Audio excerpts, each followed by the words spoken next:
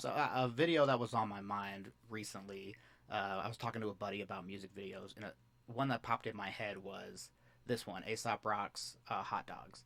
And I really want to watch it again because I remember the first time I watched it not really getting it in its entirety. I remember Aesop Rock was like in the video. He was like a homeless guy, and he wasn't the main character. It was just this guy skateboarding. And I remember at the time thinking that I'm sure this had a deeper meaning, but I just didn't really get it or appreciate it. So because I know this has to be deep because it's from Aesop Rock, I'm gonna give this video a watch again and see if I can um, appreciate it from a more matured perspective than when I first heard it. So let's go.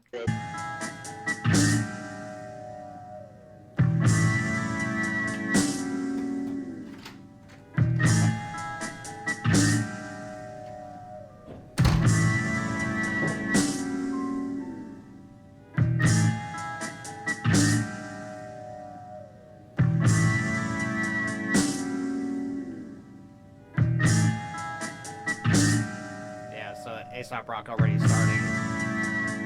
Alright. Raised on dirty hot dog water and popcorn butter. EPMD telling me every pop star a sucker. Don't let him smell the pot stickers, he'll stick around for supper. He'll stick around for cheesecake, then 3 days, then the summer. Where spiders eat their mothers, where rodents eat their young. I'm not here to make sense where there is none. That's dumb. My attitude is ghastly, any gallantry been going gone. I think I'm probably a lot like dating Mola Ram. I should work on that. The geezer not a leader, I'm a loner. Lover, believer.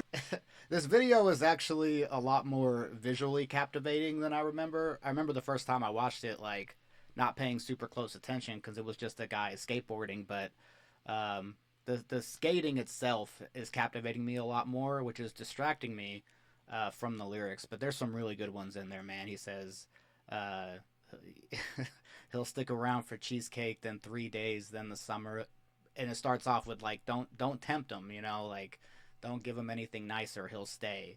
And you could interpret that as a pet, but you could also interpret that as a person, especially after he says, you know, raised on dirty hot dog water, popcorn butter. This comes right after the Impossible Kid. You get this very much feeling of youth and him feeling that way about himself, which, if I recall, is a large message of the song. Is just that like childhood trauma that's talked about a lot in the Impossible Kid. But I kind of tuned out part of that verse because I was watching the video. I feel like the first time I watched this, I did it the opposite way. Attitude is ghastly, any gallantry been going gone. I think I'm probably a lot like dating Mola Ram. I should work on that. The geezer not a leader, I'm a loner. Lover, believer, upholder of the under. Just not a people person, please forgive me if I'm flustered. I'll save 1,000 whales before your grits are even buttered. My name is Aesop Rock, I've been a mess for my entire life. All I know is fight or flight. What the fuck's a silent night? Who the fuck are you to tell me who the fuck you even are? This is more than band-aids over itsy bitsy bleeding heart. I fucking love that line. Who the fuck are you to tell me who the fuck you even are? There's something about this like dramatic comedy that's like subtly in these Aesop songs. I'm a huge Billy Woods fan, so I hear it in a ton of Woods songs. This like almost comedic laugh at their own trauma. It's And whales before your grits are even buttered. My name is Aesop Rock, I've been a mess for my entire life. All I know is fight or flight. What the fuck's a silent night? Who the fuck are you to tell me who the fuck you even are? This is more than band-aids over itsy bitsy bleeding hearts. This is GNR announcing Jesus Christ on lead guitar. Finding Heather Hunter still inside your college VCR. Mirror, mirror on the wall, I feel like a fucking dog. Something this depraved is not a product of a loving God. Periwinkle. it's so self-deprecating, man. Like it's been unrelenting since he started the "My name is Aesop Rock. I've been a mess for my entire life."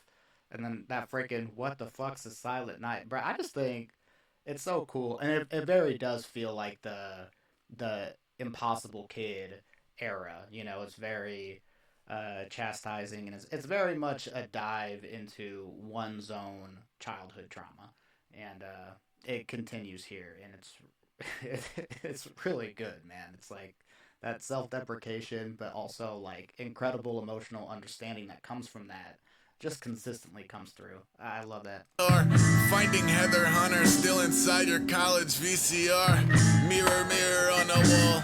I feel like a fucking dog. Something this depraved is not a product of a loving God. Periwinkle Pegasus throw rat-infested Lego bricks. Hug his mother briefly, then we're off to see The Exorcist.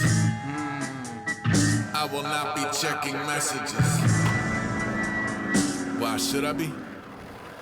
You know, I don't know how many people relate to like this type of childhood where you're just very much on your own. Like it's not that your parents don't, can't provide for you. It's that they emotionally choose not to. You know, he's very much on his own.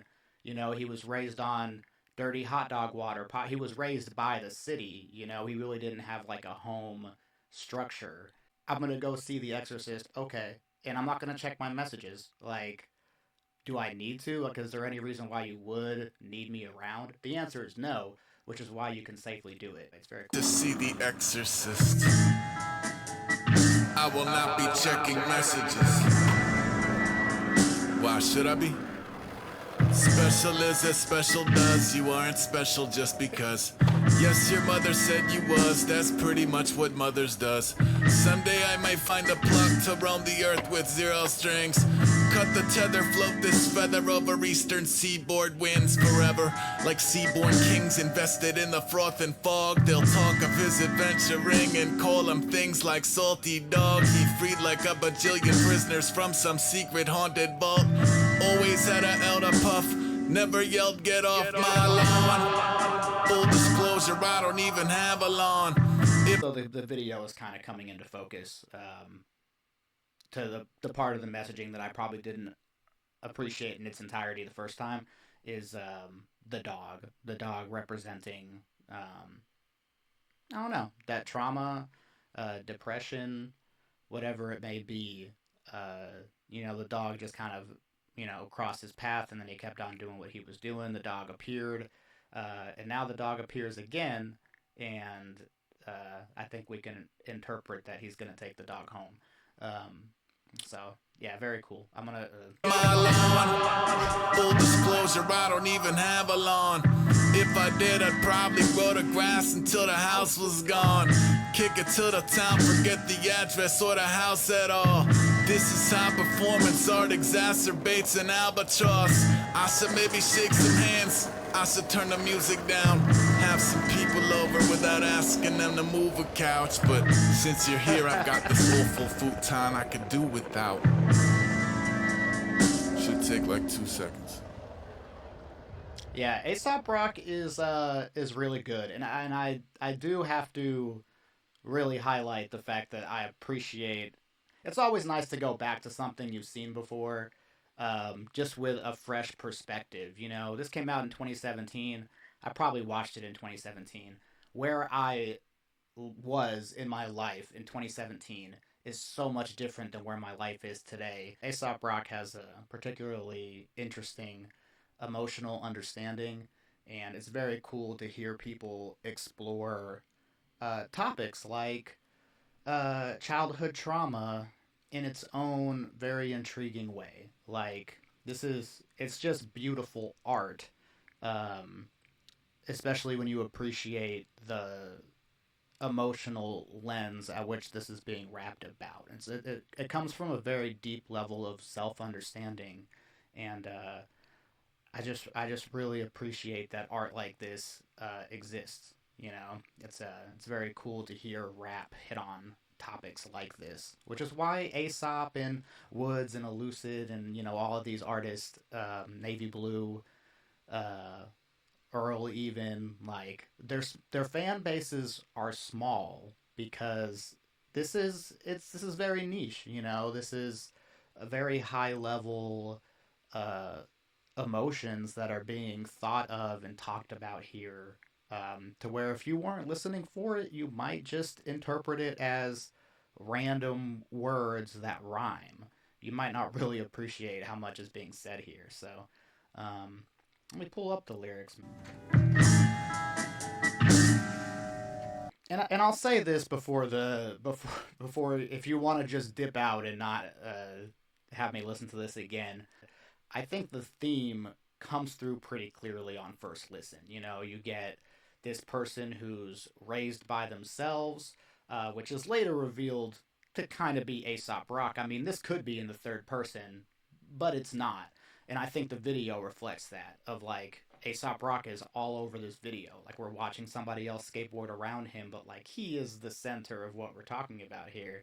Um, and you get this, you know, you get this feeling of someone who's, you know, lonely, raised by the city, doesn't have a good support system at home, certainly not emotionally, and he's still holding on to the past. Like he's still thinking about that. And then, you know, you get the other side of this, of like, hey, maybe one day I'll go adventure out and travel the world and solve world hunger and do everything that you can possibly imagine. When I get done with that, I'm still going to be reclusive. I'm still going to be alone. Those things don't leave me just because I outwardly did a bunch of stuff. Like I'm still alone and lonely, and a certain part of him is so isolated, and he is so isolated that the only reason he would ever need friends is so that he can do tasks that require more than one person, like moving a couch. Otherwise, I would never deal with anyone at all. I would never interact with anybody. The cost of being emotionally abandoned as a child. You know, this is what it has caused him, and it's what a lot of his music is about. And I think it's a lot of what Impossible Kid explored. And you know, it's like when you put it in like the timetable of when this came out. So this came out in 2017. That's a year after the Impossible Kid, and we don't see Aesop again until Spirit World Field Guide, which comes out like post COVID. You know, this is like in a totally different mindset.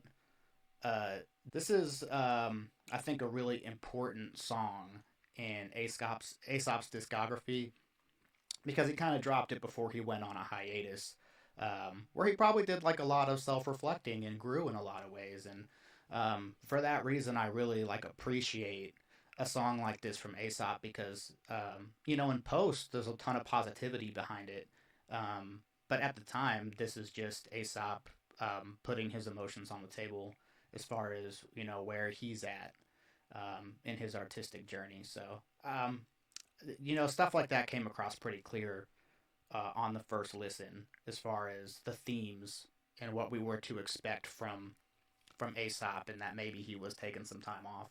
I think that came through. Um, so I'm gonna listen to it again, but I don't think it was overly cryptic, or I didn't think that way the first time. But it's definitely got some layers to it.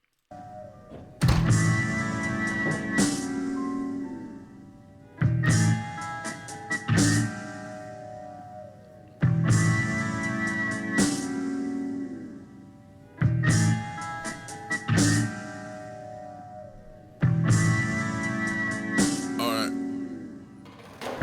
Raised on dirty hot dog water and popcorn butter. EPMD telling me every pop star a sucker. Don't let him smell.